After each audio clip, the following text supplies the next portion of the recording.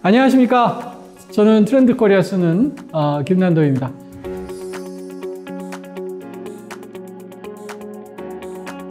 드디어 트렌드 코리아 2024가 여러분께 선을 보이게 됐습니다. 2024년 과연 어떻게 될까요? 2023년은 이제 팬데믹도 끝나고 엔데믹으로 들어오는 본격적인 일상에 복귀됐고요.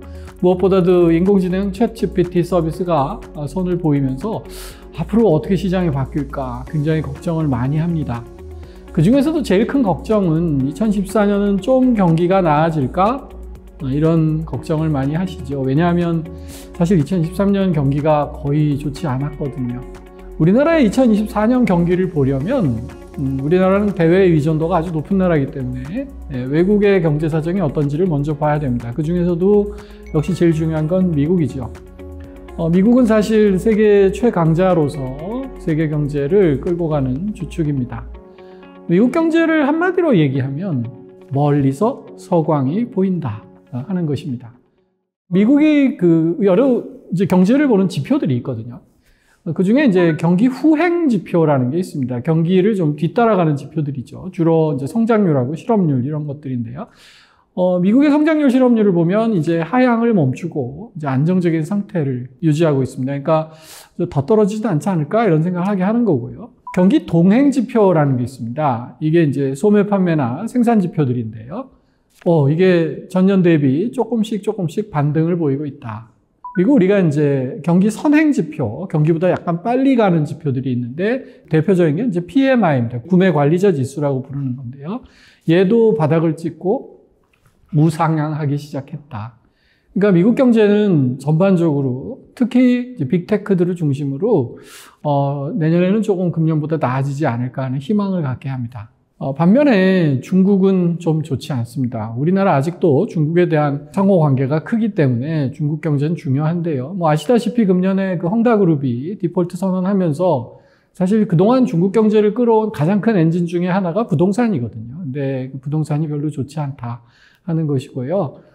중국에서 나오는 각종 지표들을 보면 경제 성장률, 부채 비율, 상장기업 시가총액, 외국인 투자액, 부동산 지수 이런 게 다 별로 좋지 않습니다. 특히 이제 그 중국의 청년 실업률은 아예 잠정적으로 집계를 중단하는 이제 사태까지 왔고요. 그래서 이제 중국은 이렇게 전망이 밝지만은 않다 이제 하는 이야기고요. 그래서 영국의 이코노미스트라는 잡지가 아주 재밌는 표현을 썼어요.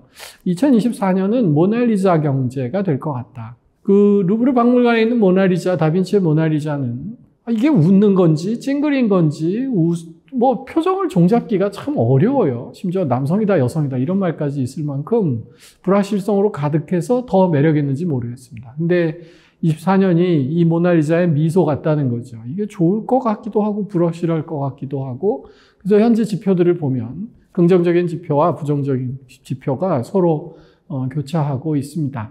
2024년은 용띠인 해인데요. 용의 해라서 임금을 상징하는 용의 해라서 그런지 세계 각국이 선거가 많습니다. 미국도 대통령 선거가 있고요. 미국의 대통령 선거는 중요하죠. 미국은 그 경제뿐만이 아니라 군사나 외교도 세계를 이제 선도하는 나라이기 때문에 어떤 정책이 나오느냐에 따라서 우크라이나 전쟁이라든지 중국에 대한 대응 정책 이런 것들이 많이 바뀌게 돼 있고요. 우리나라로서는 중국과 대만 관계에도 사실 대단히 중요한 이슈인데요. 내년에는 대만의 총통 선거가 있습니다. 현재 사파전이라고 하는데요. 또 친중 또는 독립 이런 이슈를 놓고 대만의 정치 상황도 복잡하게 돌아갈 것 같고요. 인도도 총선을 합니다. 요새 이제 중국 대신 인도 경제가 굉장히 크고 있는데 인도도 총선을 하고 다 아시다시피 우리나라도 총선을 앞두고 있습니다. 그래서 경제적으로도 굉장히 불확실성이 크지만 정치적으로도 불확실성이 크다. 이런 불확실성으로 가득 찬 2024년을 맞으면서 저희는 트렌드 코리아 지필에 그 어느 때보다도 심혈을 기울였습니다.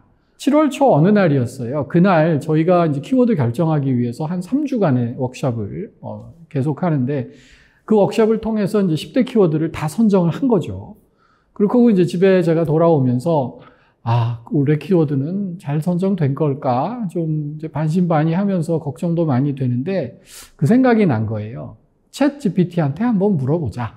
그래서 챗 GPT야 2024년에 소비 트렌드 알려줘. 이렇게 이제 질문을 했거든요. 그랬더니 GPT가 뭐라고 대답했는지 아세요?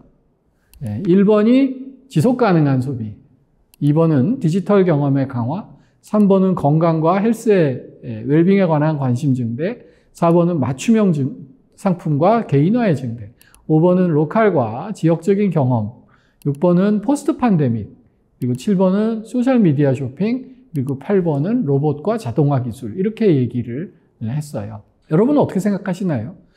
꽤 그럴듯하지 않나요? 근데 꽤 그럴듯한 것으로는 부족하다 하는 것입니다. 저희 책이 한 450페이지 정도 되는데요. 아무리 저희가 프롬프트 엔지니어링을 이 키워드 갖고 한다고 할지라도 400페이지를 독자가 지루하지 않게 읽게 하는 그런 저술을 인공지능은 할 수 있을까? 또는 오케이, 그게 안 된다면 그 8대 키워드 우리가 받아서 우리 사람 연구원들이 한번 써보자 하면 키워드가 정말 재미있을까? 그런 생각을 했던 것이죠. 그래서 제가 그날 느낀 감정은 사실은 안도였습니다. 물론 틀린 전망을 내놓은 건 아니지만 아직 우리 연구원들이, 우리 사람이 만드는 키워드보다는 아직 많이 부족하구나. 그래서 결국 마지막 완성도를 만들어주는 건 그 2%인 것이거든요. 그래서 우리가 활용점정이란 말씀 아세요? 용의 눈에 점을 찍듯이 활용점정할 수 있을 때 비로소 우리가 볼만한 용 그림이 나타나는 거지요. 이 활용점정은 인간만이 할 수 있다. 그런 취지에서 저희가 드래곤 아이즈로 이번 키워드를 정했습니다. 그런 배경이 있고요. 그래서 금년에는 어떤 키워드가 가장 중요할까 생각을 해봤는데 저희가 주목한 것은 바로 시간입니다. 네, 다들 너무 바빠졌다. 그러니까 가족만 돌볼 수는 없게 된 거죠. 그래서 우리 사회가 돌보고 기업이 돌보고 또 기술이 돌보고 공동체가 돌보는 그런 상호 돌봄의 시대가 됐다. 이게 굉장히 중요한 경제 문제다 하는 취지에서 돌봄 경제라는 키워드를 만들었습니다. 그 금년에 만든 키워드 중에 가장 중요한 것 중에 하나는 버라이어티 가격 전략이라는 것입니다. 지금까지는 가격이 좀 주어진 것으로 취급을 했었는데 그렇지 않다. 가격이 굉장히 중요한 프로모션의 역할, 마케팅의 역할, 또 소비를 창출하는 역할을 할 수 있다 하는 것이고요. 또 하나는 우리의 지역 경제 트렌드입니다. 요새 지역이 소멸한다는 걱정도 많으신데 사실은 그 중에서도 두각을 나타내는 그런 도시들, 지역들이, 작은 곳들이 있거든요. 그곳들의 비결은 무엇일까? 앞으로 이 도시 개념은 어떻게 변화해야 이 이동이 빨라지고 사람들의 생각이 휙휙 변하는 시대에 살아남을 수 있을까? 그래서 코스모폴리탄, 메트로폴리탄 이런 말들이 있는데요. 그 앞에 저희는 리퀴드란 말을 붙여서 액체처럼 유동적이고 유연한 그런 도시를 만들자는 취지에서 리퀴드 폴리탄이라는 키워드를 제안을 했습니다. 안녕하세요. 어피티의 김정인입니다.